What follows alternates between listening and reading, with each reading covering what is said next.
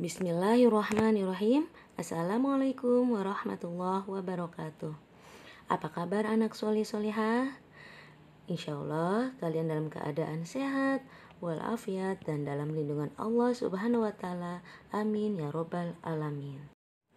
Sebelum kita mulai pelajaran hari ini, kita awali dengan membaca doa. Doa sebelum belajar. A'udzu billahi minasyaitonir rajim. Bismillahirrahmanirrahim. Rabbi zidni ilman nafi'a warzuqni fahman thayyiba. Amin ya rabbal alamin. Insya Allah pada kesempatan ini kita akan belajar Pendidikan Agama Islam kelas 5, pelajaran kedua, tema mengenal nama Allah Subhanahu wa Ta'ala dan kitab-kitabnya. Dan subtema Asmaul Husna dan kitab-kitab Allah Subhanahu wa Ta'ala bersama Bu Nurma. Dengan tujuan pembelajaran memahami makna Asmaul Husna, Al-Mumit, Al-Hayyu, Al-Qayyum, dan Al-Ahad. Memahami makna diturunkan kitab-kitab suci melalui rasul-rasulnya dan menunjukkan sikap berani, peduli, mandiri, teguh pendirian, dan sikap percaya diri. Subtema pertama, Asmaul Husna. Arti Asmaul Husna, Asma artinya nama, Husna artinya yang baik atau yang indah. Berarti Asmaul Husna adalah nama-nama milik Allah yang baik dan indah. Jumlah Asmaul Husna ada 99.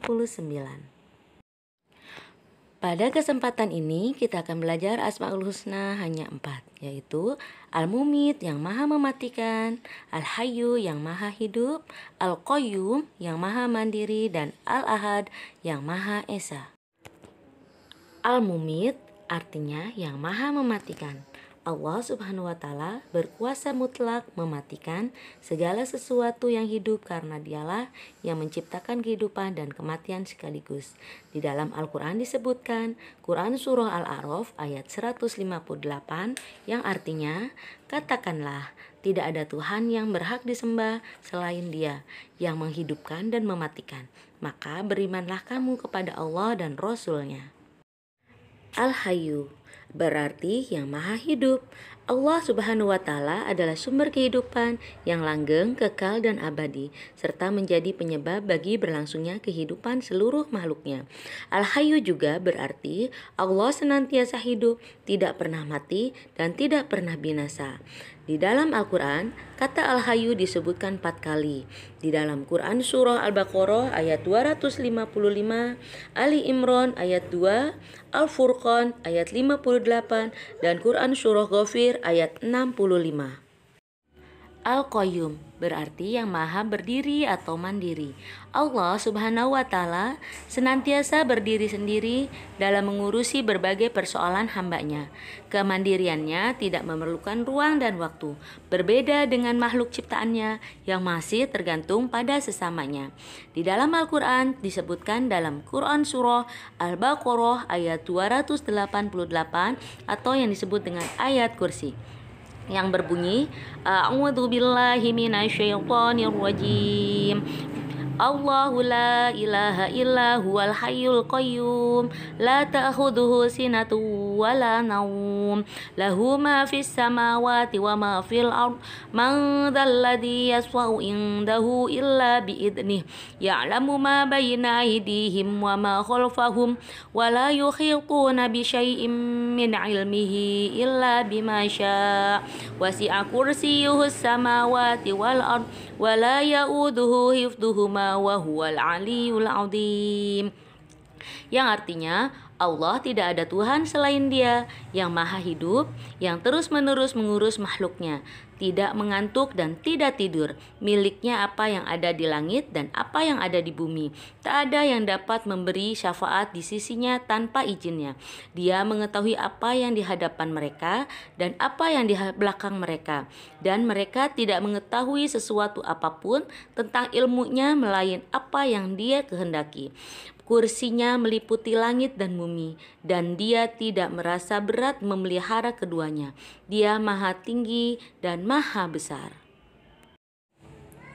Al-Ahad berarti yang Maha Esa. Allah Subhanahu wa Ta'ala Maha Esa meliputi zat, sifat, dan perbuatannya. Sifat satu atau tunggal pada Allah tidak mengandung arti satu yang terbilang atau satu yang semu.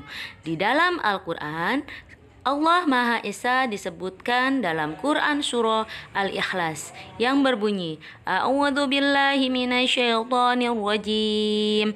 Bismillahirrahmanirrahim. Qul huwallahu ahad. Katakanlah, dialah Allah yang Maha Esa. Allahus Shomad. Allah adalah Tuhan tempat bergantung segala sesuatu. Lam yalid walam yulad. Dia tidak beranak dan tidak pula diperanakan. Walam yakul lahu kufuwan ahad. Dan tidak ada seseorang pun yang setara dengan dia. Aku ingin terpuji di hadapan Allah Subhanahu wa Ta'ala. Asmaul Husna harus kita teladani sehari-hari. Berikut contoh perilaku yang mencerminkan Asmaul Husna. Al-Mumit, Allah Maha Mematikan. Manusia tidak bisa lari dari kematian. Kematian menuju kehidupan yang bahagia, yang kekal. Jika kita ingin bahagia, maka kita ikuti perintah Allah dan Rasul-Nya, seperti rajin sholat, rajin mengaji, rajin belajar, dan hormat kepada orang tua dan guru. Al-Hayyu, Allah Maha Menghidupkan. Tugas manusia adalah menjaga kehidupan dan mencari rezeki yang sudah disediakan oleh Allah Subhanahu wa Ta'ala. Misalnya, memelihara diri sendiri dengan cara makan dan minum secara teratur, menjaga kesehatan dan kebersihan, dan membantu orang lain yang membutuhkan. Al-Qayyum, Allah Maha Mandiri. Allah memberikan pendidikan kepada manusia agar tidak selalu tergantung kepada orang lain. Hidup harus mempunyai semangat mandiri dalam situasi dan kondisi. Contohnya, menyiapkan perlengkapan sekolah, mandi sendiri, mengambil sarapan sendiri, dan sebagainya. Al-Ahad, Allah Maha Esa. Allah Subhanahu wa Ta'ala mandiri, tidak membutuhkan yang lainnya. Sifat ini mengajarkan kita selalu bersikap mandiri, tidak tergantung kepada orang lain. Misalnya, mandi, makan, menyiapkan pakaian secara mandiri. Subtema kedua, mengenal kitab-kitab Allah Subhanahu wa Ta'ala. Iman kepada kitab Allah Subhanahu wa Ta'ala. Iman kepada kitab Allah adalah rukun iman yang ketiga. Pengertian iman kepada kitab Allah adalah mempercayai dan meyakini bahwa Allah telah menurunkan kitab-kitabnya kepada para nabi atau rasul yang berisi wahyu Allah untuk disampaikan kepada seluruh umat manusia. Nama-nama kitab Allah. Ada 4 kitab suci yang diturunkan kepada nabi dan rasul, yaitu Kitab Taurat, Kitab Jabur, Kitab Injil, dan Kitab Al-Quran. Kitab Taurat diturunkan kepada Nabi Musa alaihissalam. Turun pertama kali pada saat Nabi Musa alaihissalam berada di Bukit Turnisia atau Bukit Sinai. Taurat berasal dari bahasa Ibrani yang disebut Torah, yang berisi akidah dan syariat. Kitab Jabur diturunkan kepada Nabi Daud alaihissalam, ditujukan untuk kaum Bani Israel.